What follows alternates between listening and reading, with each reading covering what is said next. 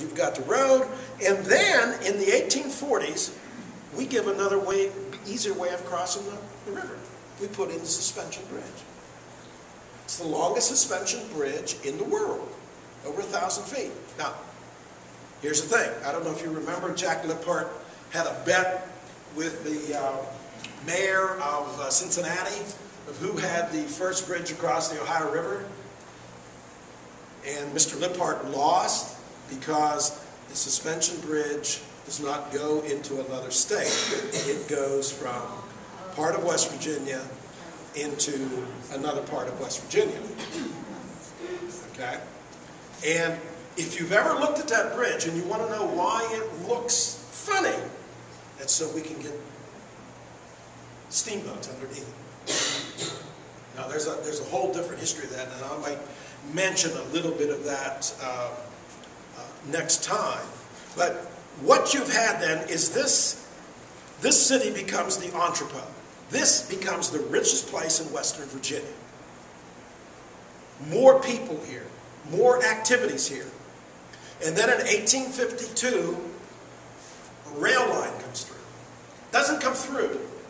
That's actually a disadvantage that Wheeling will have. The rail lines never really come through. You have to come down here and then go down to Bel Air. And I have to make more comments about Bel Air. Okay? But what that does is it makes this city important. This city is more important than any other city in the whole northwestern part of Western Virginia. It's got the railroad, it's got the bridge, it's got the national road, it's got the river transport.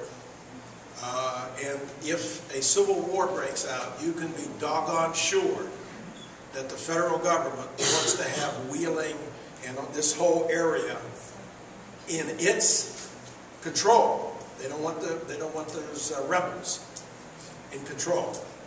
And when you return next week, you will see why Wheeling becomes the capital of West Virginia. And I will explain to you, if it's possible, how West Virginia became a state. Because, and all I will leave you with is this. Some very distinguished historian, in fact it was the author of the book that I used when I studied Civil War history, they said, West Virginia is a species of legal fiction. But what makes it all possible is Wheeling.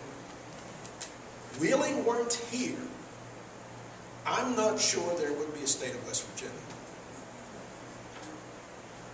Now, quite frankly, I'm not sure we want to be part of Virginia, but it's very possible that we still could be. But that's for next week. Thank you.